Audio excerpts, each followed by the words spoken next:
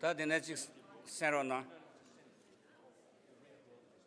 상마야 삼리 제시델레 슈구예 엔티는 오스트레일리아 저소 공매 시지전기 소강 첨부 디나 오스트레일리아 내수 랑레 비미 요네 오스트레일리아 중앙당 미망라 가딘 지진기 투지 시슈 링고베벤 제고 집교장배 집교 가딘 장배 군전소 캔와이 쇼즈 구르 저소 투미 남바당 우리 비미 직수기 벤텐 시종 본람바 로산생게 초게 저 비미 군전 남바 현양 윤링네 버든토 통난당 접교난겐기 군전 용라 토지 체슈인 대린 저거 저 믹스드 치 군전 남바 임바 손자 아니 안전 저거 샴긴 세림데 인지날 아니 난쇼 슈쇼바 슈긴 도체나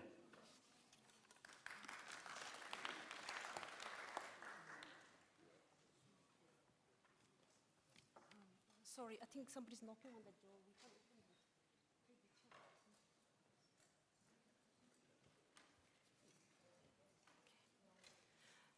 Tashidele and good evening. Dr. Lobsang Sangye, President of the Tibetan Central Administration, Mr. Honorable Michael Danby, Co-Chair of the Australian All-Party Parliamentary Group for Tibet, Honorable Warren Ench, MP, Co-Chair of the Australian All-Party Parliamentary Group for Tibet. I'll just start from this.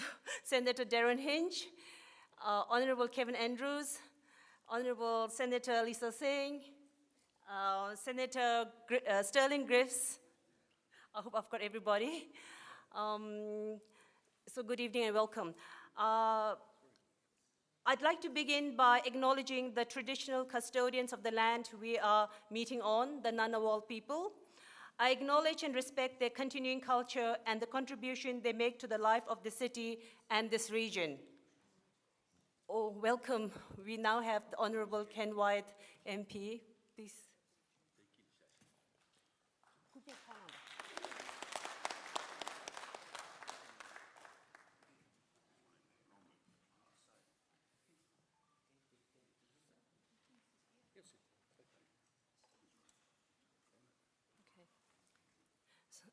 Okay, so my name is Sering Diki, and I'm one of the fortunate Tibetans to call Australia home. I have many reasons to be thankful to Australia for. I started my professional career in Australia.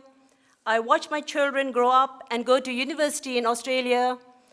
I have been truly welcomed in Australia. And now, on behalf of the Tibet Information Office and the Tibetan communities in Australia, it is my pleasure to welcome you all here. I hope that you are all as excited as I am to be part of this important Thank You Australia ceremony.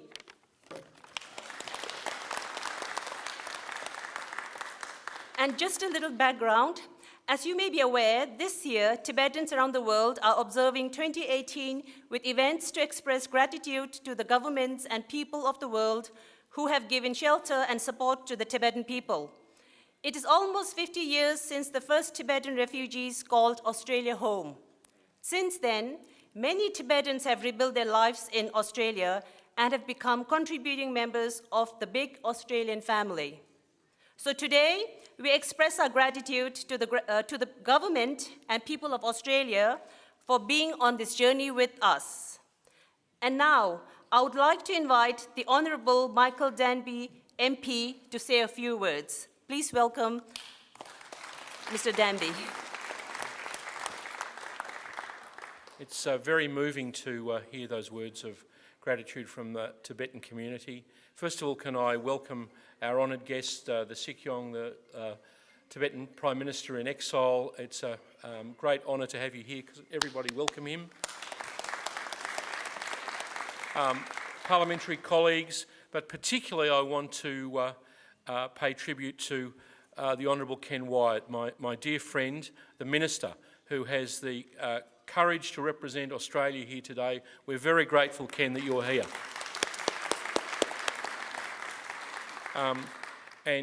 Warren and all of my parliamentary colleagues will have a chance to say something to you in a few minutes. The Tibetan Parliament in exile, the Tibetan government in exile, is an outcome, our dear Tibetan friends know this. Oh, by the way, I should welcome the former Speaker of the Parliament, Peter Slipper.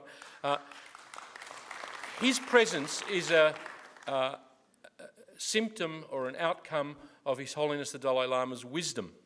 I don't have to tell our Tibetan friends about His Holiness's wisdom, but the decision to split the religious and the spiritual leadership of the Tibetan people from the political struggle has meant that His Holiness has given many of the political powers to representatives like the Sikyong, the Prime Minister, and our Tibetan representative in Australia, Kinzom, who's elected to the Tibetan Parliament in exile.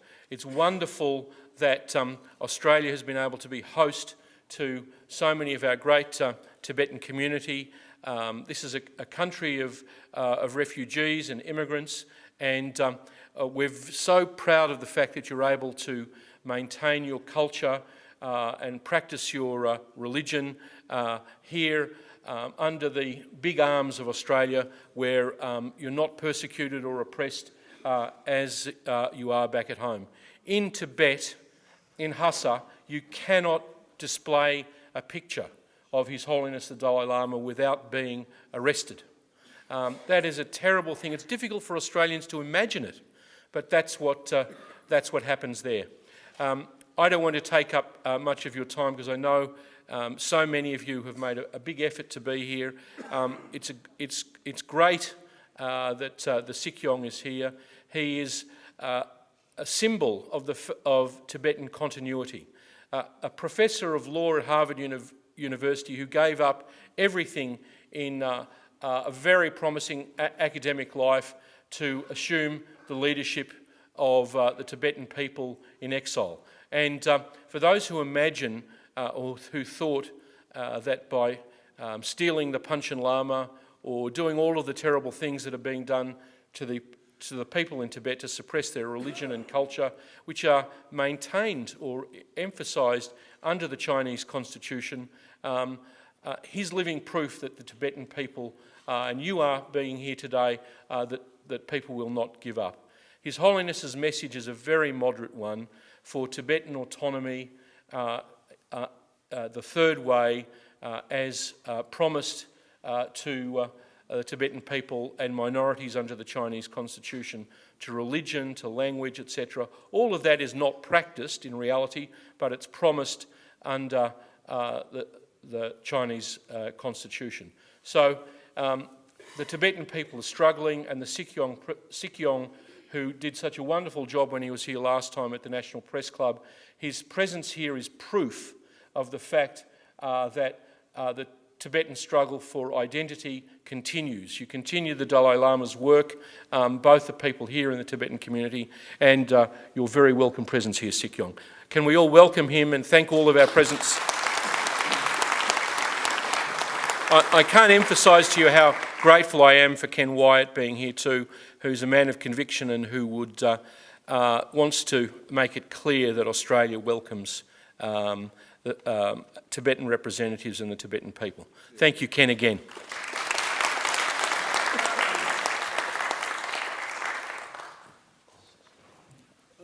We now welcome the President of the Central Tibetan Administration, Dr. Lobsang Sangye, to say a few words.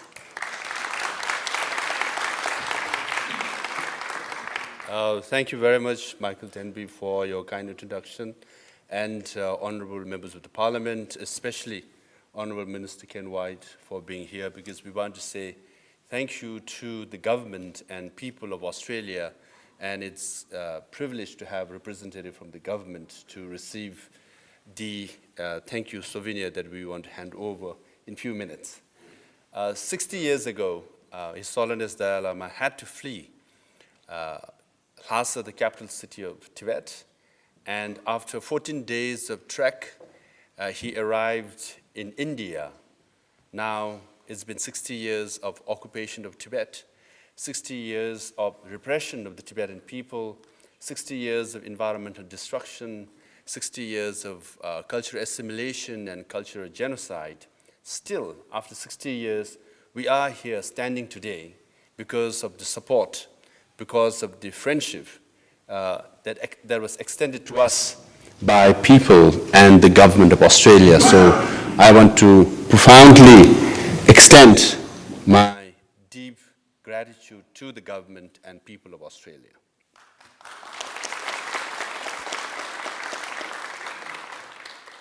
I think the first Tibetan person to come to Australia was 1971.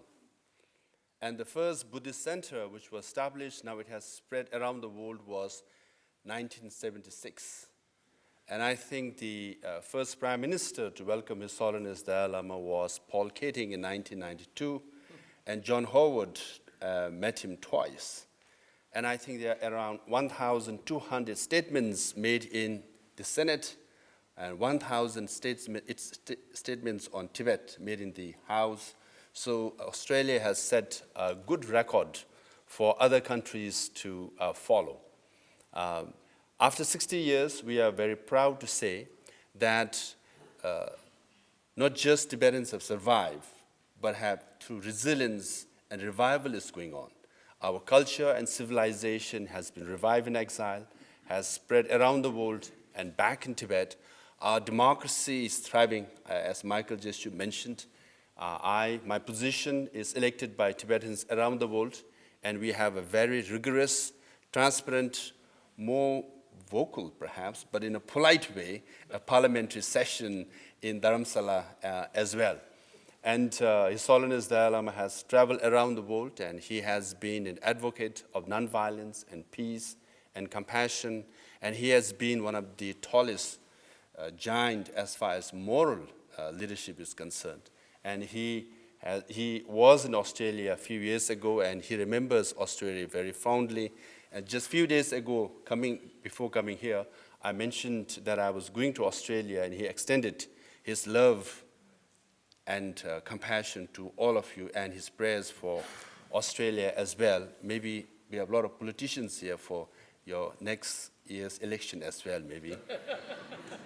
He's not biased, so whoever wins, he's all right. And now Australia has been a host to around 2,300 Tibetans, and of which 1,363 are former political prisoners. Yes. And one. Sure. Okay, yeah, I can see that. I'm quite used to it. Yes. So of the 2,300 Tibetans who are in Australia, 1,363 are former political prisoners, and what they did was they suffered, they fought, they participated in political events in Tibet, and because of which many of them were arrested, put behind bars, and many suffered torture as well. But it's only Australia which provided them a special right to immigrate, many of them here in Australia. So on behalf of all the former political prisoners, I want to thank the government of Australia as well. And I will not take much of time, but end by saying that now I'm often asked this question. China is becoming more powerful, and you don't have to go far. Just come to Canberra, you will know the presence of Chinese government inside the government and outside the government, and we'll discuss that tomorrow more. But often I'm asked this question, given the rising power of China, what are the chances are there for Tibet? Because you all are good guys. We are nonviolent, we are peaceful, but we do believe justice and peace will ultimately prevail. Same thing was said about Soviet Union. Same thing was said about Berlin Wall, but it did come down. In fact, when I met a former president of Poland, Lech Walesa, he told me that foreign minister of West Germany and chancellor was meeting him, and then foreign minister asked him, what do you think of all the students and youth surrounding the Berlin Wall? And Lech Walesa told them, it's coming down. Then foreign minister of West Germany said, I would like to see that kind of a problem, but it's not going to happen in my lifetime. Within a few weeks' time, Berlin Wall came down. So I do remember reading obituaries about Nelson Mandela. And I went to South Africa just this year and went to Robben Island where he spent 8 years in solitary confinement and altogether 27 years in prison. So obituaries were written about Nelson Mandela. They wrote that, forget about reviving or restoring democracy in South Africa, he can't free himself from the prison. But he did, and he won the Nobel Peace Prize. Democracy was restored in South Africa. Similarly, we know about East Timor. Similarly, we know about Aung San Suu Kyi. Similar obituaries were written about Northern Ireland. But finally, Good Friday Agreement was signed, and peace has prevailed in Northern Ireland. So these are some of the stories of nonviolent, peaceful protests prevailing over very powerful countries and powerful government. And we do believe that our own leader, beloved His Holiness, the great 14th Dalai Lama of Tibet, will return to Tibet one day soon. That is the wish of 153 Tibetans who committed self-immolation, who burned themselves, who categorically and consistently discouraged self-immolation. But there were 2 self-immolations this year, one just a month or so ago.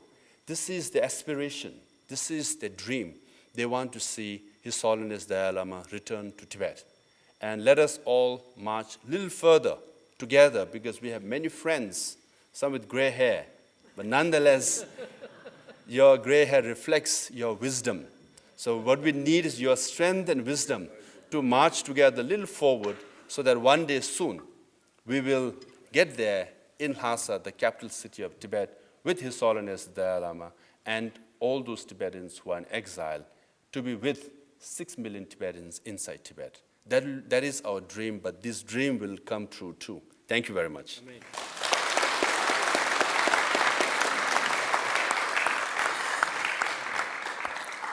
Thank you, Dr. Lobsang Sangye. Now I would like the Honorable Warren Inch to say a few words.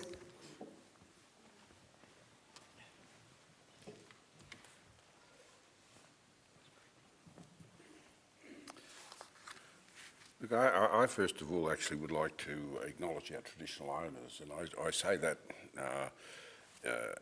and pay respects to our elders, past and present and emerging, and I say that deliberately because we've got in acknowledging Ken White, our first Indigenous member of the House of Representatives and our first Indigenous minister in a government. I think it's very, very appropriate that you should be receiving a thank you gift from the Tibetan people, and I think that's quite a significant event as one of our first Australians, and all these firsts standing here to receive something like this and having the courage to actually act out what he believes in, and I thank you for that, Ken. I sincerely do. And to Sikyong, very inspirational. And it's great to hear you speaking, and it's great to catch up with you again. I do have to say, however, that it's not just the wisdom, I hope, in the grey hair, but some of us with no hair, I'm hoping, have a little bit of that wisdom as well. But you talk about peaceful actions, and you're so right in the way, and non-violence. And of course aspiring and hoping and expecting eventually to get the outcome that we're all here supporting. But I think there's another element too with the Tibetan people that I think also needs to be acknowledged, and that's resilience and a determination to continue to be who they are and to make sure that the language and the religion and all that cultural identity that is so important to so many, to all Tibetans really, is not only maintained, but it is retained for future generations. And it hasn't been an easy road. And unfortunately, I think in most of these journeys of this nature, of those that you mentioned, none of them were easy. And I'm sure there were many times where people felt that they had to give up, that it was no chance of ever achieving an outcome. But of course, I think the Berlin Wall is a very, very good example that impossible things do happen if we can get enough people to believe.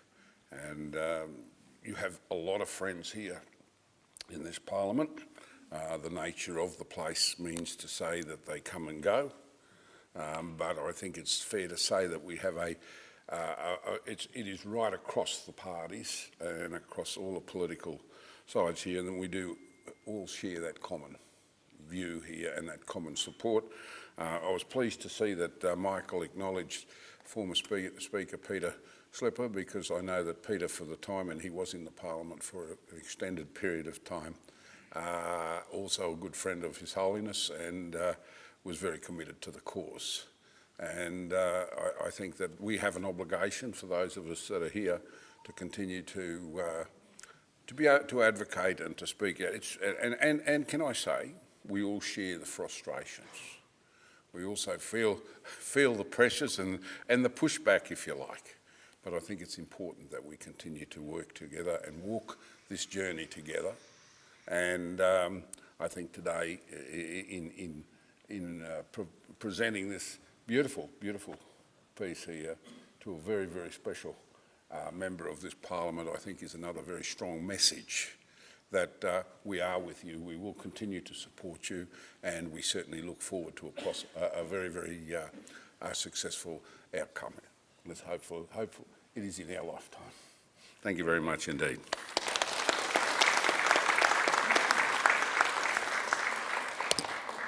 Thank you so much, Honourable Warren Inch. I forgot to mention earlier when I was introducing him that he is the co-chair of the Australian All-Party Parliamentary Group for Tibet. Thank you so much. And now I'd like to call on the Honourable Ken Wyatt MP to say a few words. Please welcome the Minister.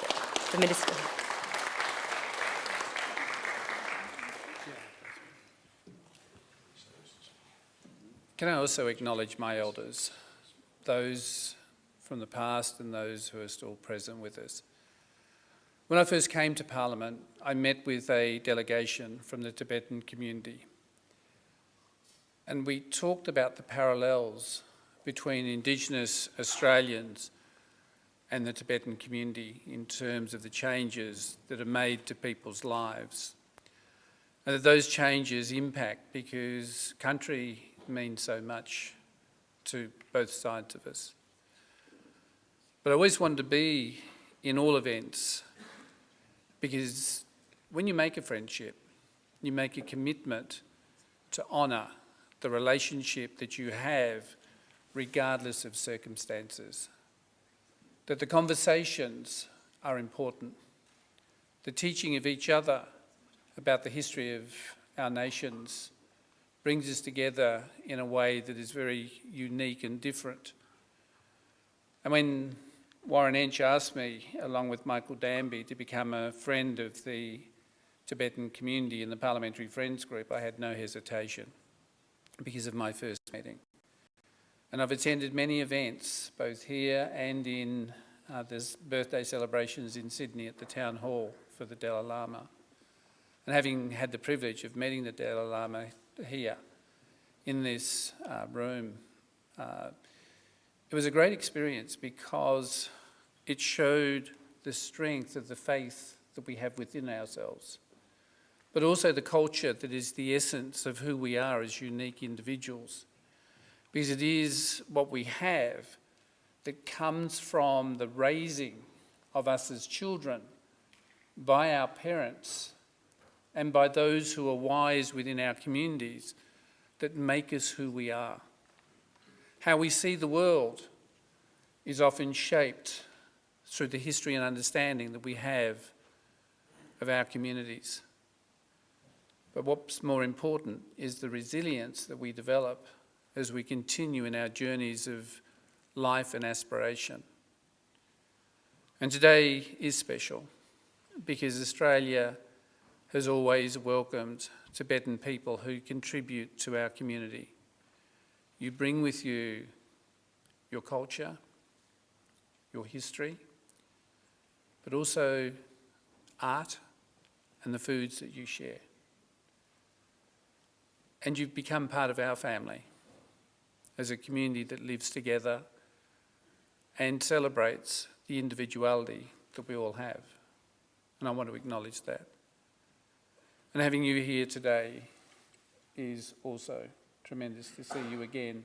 I stood with you outside on the lawns between the Senate and the House of Representatives, where we were interviewed about the parallels of our history. And First Nations people of this country have always been welcoming. We, in all eras of our development of 65,000 years plus, have always interacted with other nations. Historically, it wasn't the British that we first interacted with, it was people from the Asian regions and the Chinese. And so trade did exist. So as a nation of First Nations people, our relationship with so many others has been strong and evident over centuries. But my friendship with you is based on the people who've had significant influence in the stories that we've shared with each other. And I look at a couple now standing in front of me. And I do want to acknowledge you as well, Tibettv, because you were part of the journey that we took in the friendships we've built with the Tibetan community. So it's a great privilege to stand here today with you, and I thank you for the honour of sharing some time with you. And to my parliamentary colleagues, I want to acknowledge your commitment, because it is important that we also demonstrate that we will walk with and be immersed in a community that has given us so much. So I want to acknowledge all of you. So thank you very much.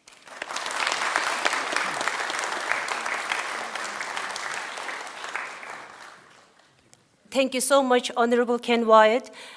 We will now do the presentation of the Thank You Australia memento. I would like to invite the President, Dr. Lopsasinghe, and Honourable Ken Wyatt, if you could please come here. And also, maybe can I please ask all the members and senators also to come forward.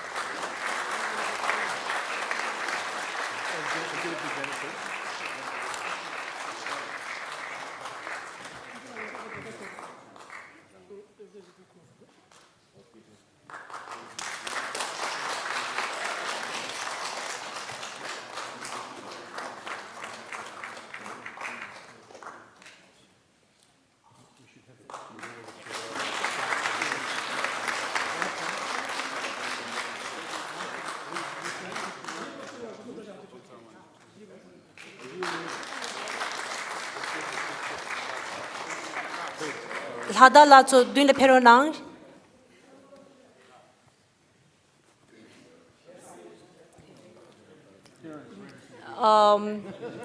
The people singing the song, please come forward.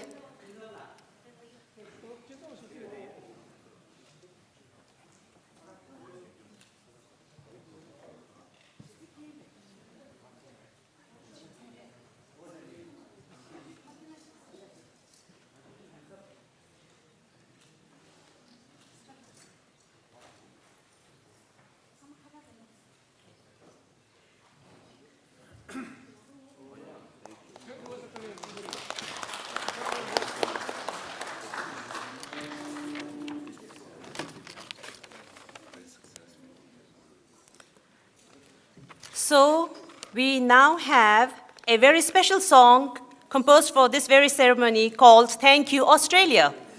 This song was commissioned by the Tibet Information Office. The lyrics were composed by former representative and former Tibetan minister Gungojope Pelchosringla. Music by Mr. Nigel Griffiths and Mr. Tenzin Lhada Ringpa Pöntang, and will be performed by members of the ACT Tibetan community. not to give away the whole idea of the song, but just so that you can appreciate it, you will, of course, have, I think, the pamphlet which has the lyrics and the meaning, but this song expresses the love and gratitude for Australia.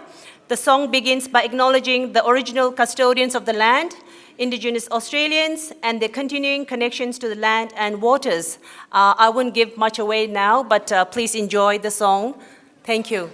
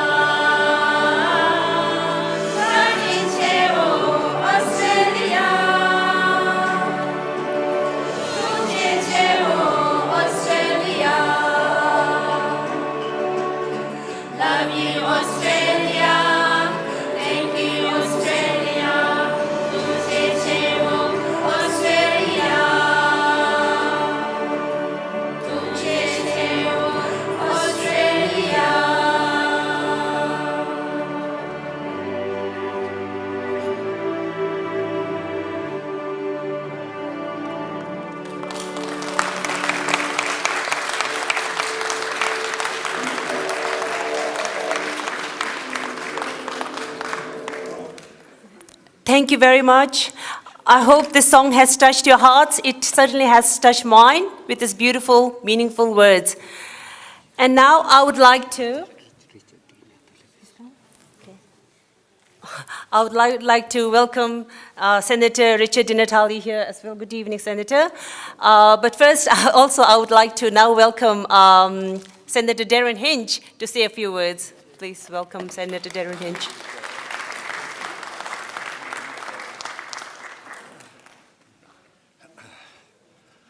Thank you, and thank you all. And Mr. President, may I say to you, thank you. Good to see you again, and thank you for your welcome when we were in Dharamsala last year. I want to share with you an experiment tonight, and the experiment is this. I've been in touch with the Department of Foreign Affairs because I noticed that Chinese politicians come to Australia on visas, and they're allowed to go anywhere they like in Australia. So I'm in touch with the Department of Foreign Affairs, and I'm applying for a visa to go to China next year, and I'm going to apply for a visa to go to China. The place I want to visit in China is called Tibet, because they come here and they go anywhere, so I can't see why I can't go there and go anywhere. Number two, on a serious note, as we discussed earlier tonight, you are back in the news in a way, backhanded way, because the Uyghur are being treated so abominably in China, as you say, by the same man who persecuted you all those years ago. He's using the same tactics against the Uyghur in China as we speak. And he got promoted to the Politburo because of his behaviour in Tibet. And today, sadly, Senator Di Natale, Leader of the Greens, tried to get a motion up to condemn this, and unfortunately he was blocked by the government, who would not listen to it. I'm glad they treat Tibetans better than they're treating the Uyghurs. And finally, I want to tell you one thing. I want to tell you about something, because as you know, scarves play such a large part in Tibetan culture. I want to tell you a scarf story involving the Dalai Lama, whom I was privileged to meet again last year, and I've met him 4 times. When he first came to Australia, I think it was 1992, first visit here, he was going to do one interview, and I'm a former journalist, he's going to do one interview only in Australia with a television journalist. And they said, obviously, you'll want George Negus, or Ray Martin, or Richard Carlton. And he said, that little high-pitched, giggly voice of his, he said, no, I want the bearded one. And they said, no, you don't. But he did, and I interviewed him that year, and I've interviewed him several times since. But the first time I interviewed him, when it was over, traditionally, his staff gave me a white silk scarf. And it was at the Sydney exhibition, Sydney showgrounds. As I walked out, there's a huge Tibetan people there, and people come up to me, realised I had the scarf, and wanted to touch it. And I said, well, okay, give me your name and address. This is before emails. Give me your name and address, and I'll send you a piece of it. So I took the scarf home, and I chopped it up into little pieces, and I sent it to a lot of Buddhists. So I thought, I'm not a Buddhist, they will appreciate it more than I do. I've interviewed him a couple of times later. The next time I interviewed him, it was in Melbourne, I think it was. Anyway, at the end of the interview, the Dalai Lama took the scarf off his own neck and draped it around mine. And he waved his finger at me and he said, don't cut this one up. So that's my recollection. Anyway, look, we are working for you. We're trying as hard as we can. And I thank you, Mr. President. It's an honour to have you here.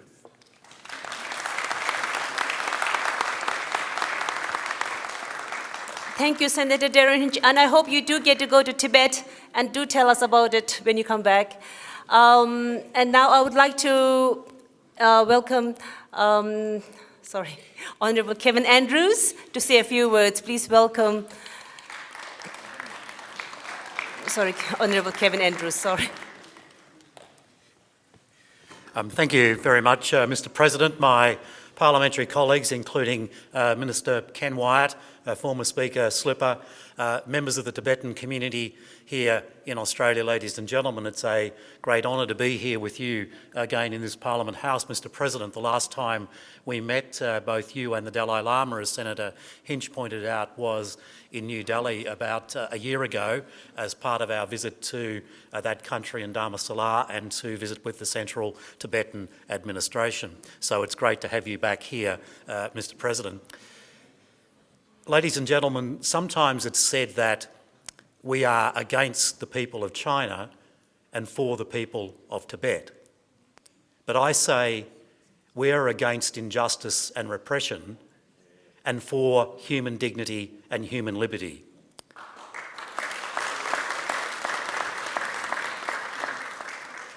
As the citizens of a country which, by any measure, is probably one of the most free in the world, a country to which millions of others have come, have emigrated here because of those freedoms, then surely it's part of our global responsibility to stand up for freedom and against repression wherever that repression occurs in the world.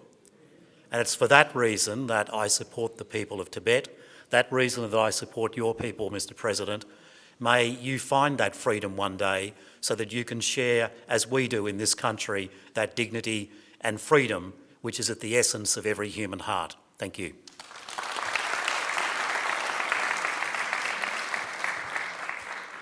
Thank you very much, Honourable Kevin Andrews. I would now like to acknowledge George Christensen here. Welcome. And also, I'd like to welcome Senator Richard Di Natale to say a few words now. Thank you.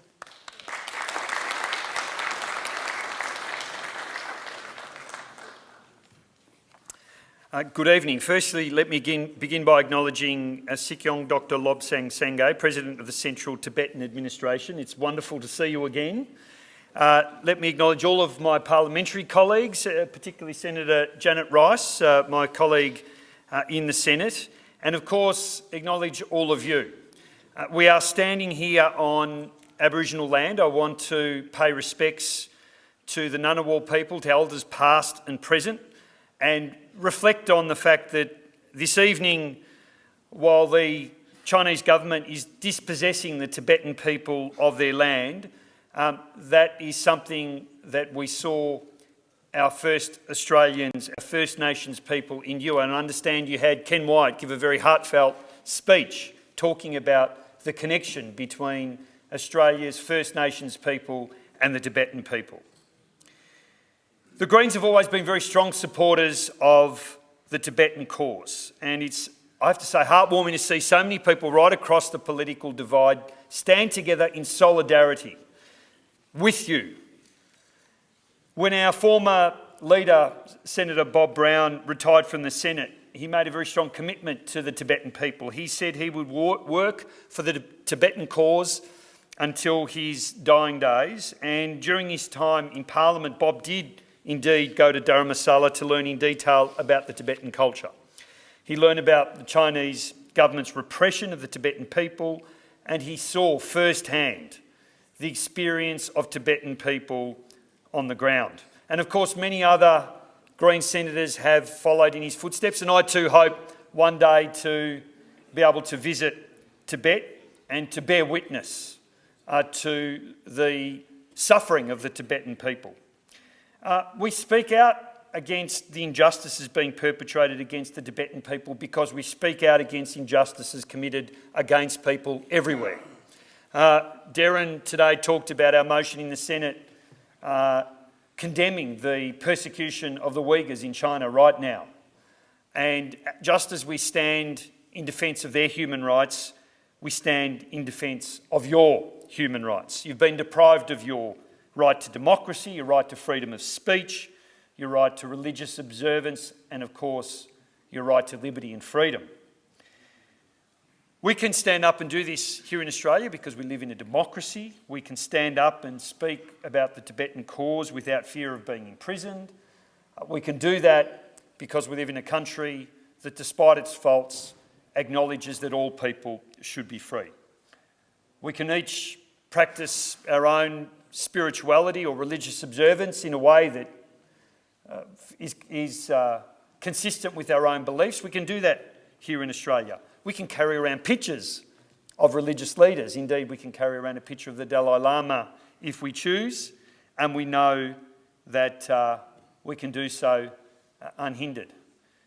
The Dalai Lama, let me say, having met him, is a man of great compassion and decency, a wonderful person who has taught the world so much, and we are honoured that he has been able to grace us with his presence on so many occasions. But you know, if you're in Tibet right now, you can't do any of those things.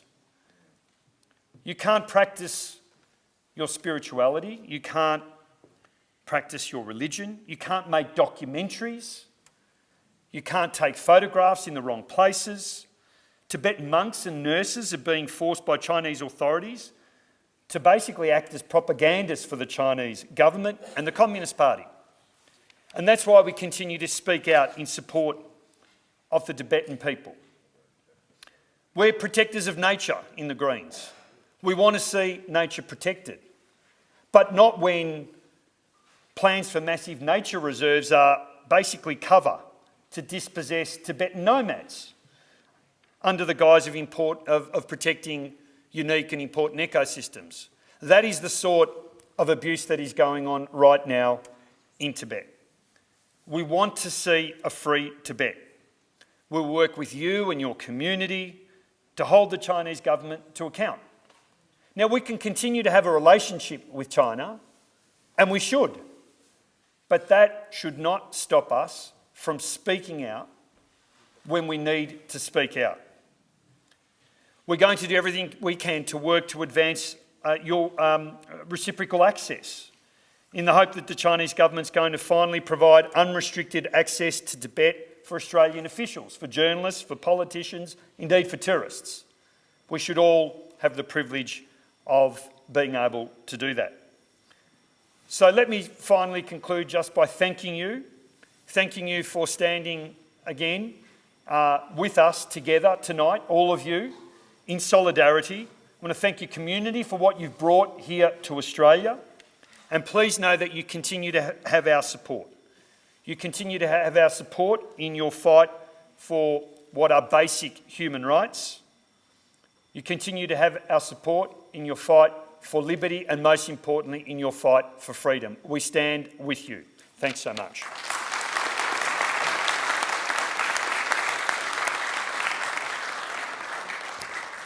Thank you, Senator Richard Di Natale. I believe the red light is going off. Does it mean? Oh, okay. All right. I'm so glad because we've had, the members, everybody rushing off, so it's been a bit of a, yes, sorry. I'd like to acknowledge, Mr. Jason Folensky, MP, welcome. Senator Janet Rice, welcome. And I believe Senator, the Honourable Conchetta Fierravanti Wells is at the back somewhere, or has she left now? She just left. Oh, okay, she just left. So, okay, all right, okay. And now, we've had so many speakers from the Australian Parliament. We now have a Tibetan parliamentarian, Ms. Kinzom Dongdu, who is the representative for Australasia. Please welcome Kinzom La.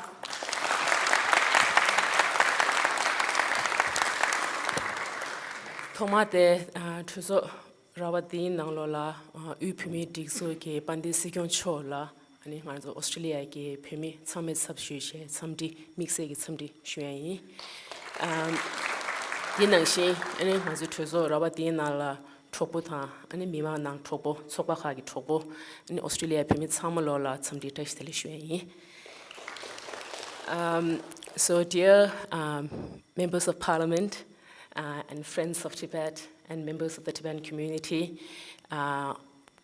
First of all, on behalf of our community, I would like to offer our heartfelt thanks to the Australian government and the people of this great nation. I would in particular like to express my respect for Australia's First Nations people and to acknowledge the resilience of Aboriginal and Torres Strait Islanders people, to acknowledge the ongoing challenges you face, to recognize our common struggle for self-determination, and like you, we remain strong in our deep connections to our culture and to our land, and thank you for welcoming us to your country. So from the high mountains of Tibet to this country, to the Australian shores, to this sunburned country, we have come a long way to seek freedom and dignity.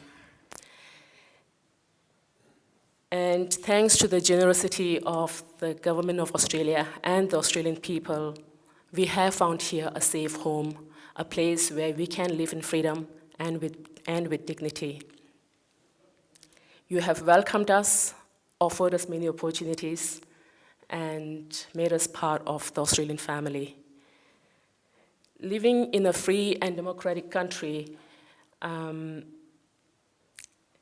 we are free to practice our rich culture, and we are free to raise our voices to challenge the ongoing repression of those inside Tibet without any fear of repercussions. And that's a privilege and a responsibility that we do not take lightly. And we will always aspire to repay this generosity by being true to our Tibetan values of compassion and universal responsibility, exemplified by our spiritual leader, His Holiness Dalai Lama. And to make this our contribution to the rich multicultural fabric of Australia. And tonight may not be the occasion to discuss politics or the complexity of Australia's relationship with China, for that matter, but allow me to say this. As Tibetans, we know a thing or two about working with China, and the growing debate over China's influence in Australia and its quest for global dominance, strangely, is very familiar to us Tibetans. And you'll remember that China's colonization of our homeland 7 decades ago began with a promise of development, and the rest is history. So as Australia manages its relationship with China, we urge you to look to our Tibetan experience, hold true to the values that we all share and on which Australia was built, and to navigate carefully the waters ahead of us. And to understand China, you do have to understand the Tibet story. And to understand the Tibet story, you do have to hear directly from the Tibetans, and not just from the Chinese government representatives or the China lobbies who regularly walk in and out of this building. And finally, I wish to end with a message from a Tibetan elder. He, I think, is the oldest member of the Sydney Tibetan community. His name is Lobsang Nobu. He's 84, and he was imprisoned for 24 years by the Chinese government for taking part in the 1959 uprising in capital Lhasa. And before coming to Canberra here for this occasion, I called him and asked him what message he would like me to convey here to the audience. And he said, please tell our friends that he will never forget the kindness that Australia has shown to him, and will always remain grateful for the opportunity he has got to live in this beautiful, peaceful country, and that he will always keep Australia in his daily prayers. So on this note of gratitude, I want to say thank you. Tuje che.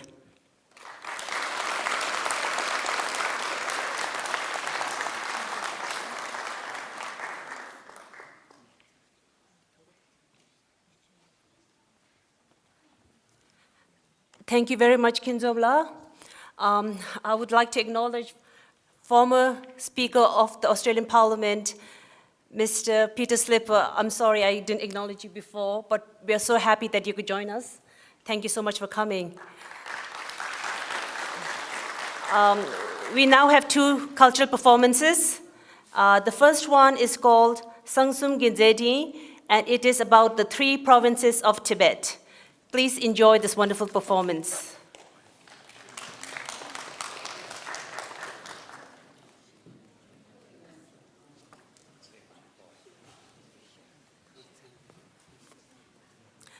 I'm so sorry. I need to acknowledge Ms. Sharon Clayton, MP. I'm so sorry. Welcome.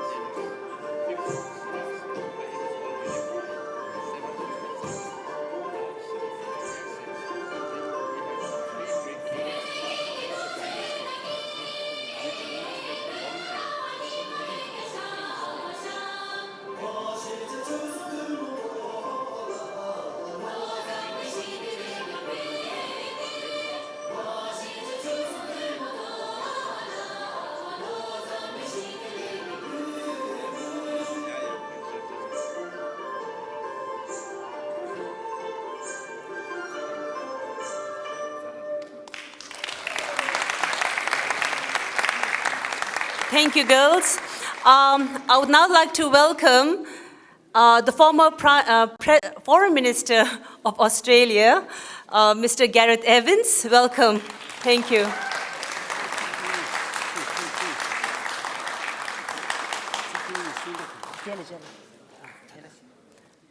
Sorry. So our next performance is a peacock dance from the Ngari region of Tibet. Please enjoy.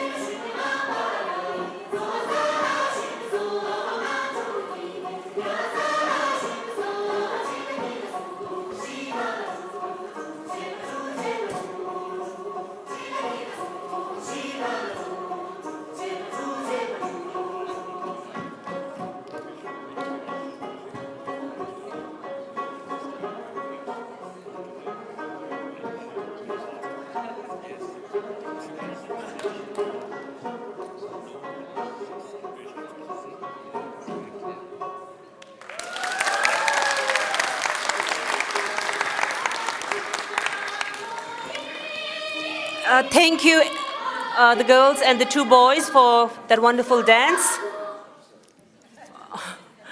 I would like to mention that the two boys actually came to Australia very recently, and they've been very brave to take part in the dance, because usually boys are not very, keen on dancing. So thank you so much. So we have now come to the end of our program. I'd now like to invite the representative, Mr. Lakpatsoko, to give a vote of thanks.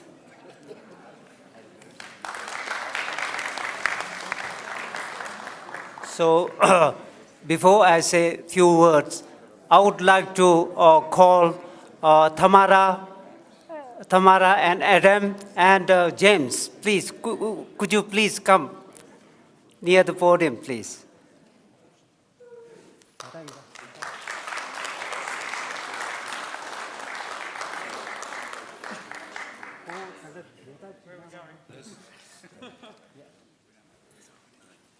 So these three gentlemen, they have been so helpful at last minute. They have really spent so much of time working for this, and without their help, it wouldn't have been, taken place. So I would like to really deeply thank them very much. Thank you.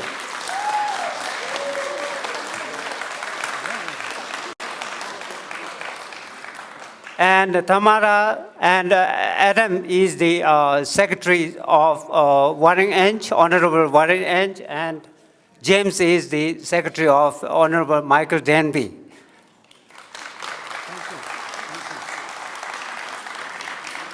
Then I would like to, thank the co-chairs of the Australian All-Party Parliament Group for Tibet, Honorable Michael Denby and Honorable Warringenge, and their staff, which I have already mentioned. The other honorable members and senators and who joined us today, it means a lot to us. Thank you so much for your presence today and the wonderful words. Thank you. Thank you, Kungo Jobela and Hadala and Nigel for composing a wonderful song and the lyrics and taking all the responsibility till the completion of a song. Thank you so much. I would also like to thank the various Tibetan communities of Australia who had supported this ceremony, especially the members of ACT Tibetan community who have volunteered and helped us in many different ways. Thank you so much. Then the community singers and dancers for their wonderful performances. I would like to thank our President, Dr. Lobsang Sengke, for presiding over today's ceremony. It made the ceremony extra special. Thank you. Then I would also like to thank the advisory committee members and my colleague, Tashi Thakcho and Kelsang Gyanjela. They have worked so hard.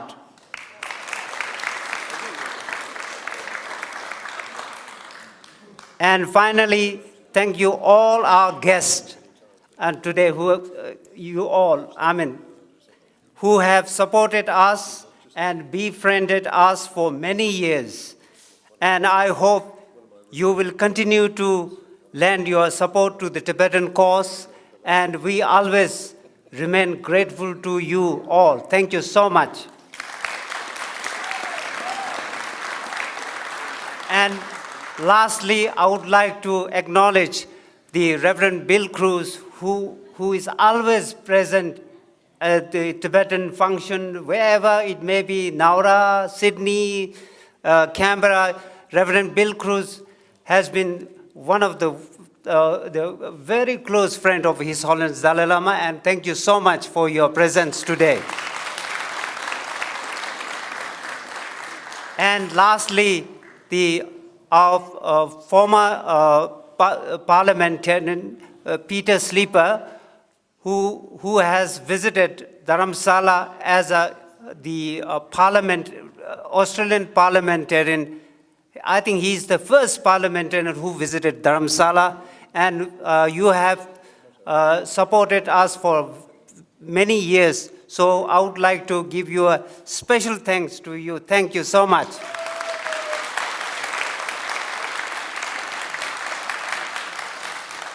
And lastly, the Australian Parliament House have been so kind lending us this venue, and there are so many formalities we had to go through. Eventually, everything worked out very successfully. Thank you so much.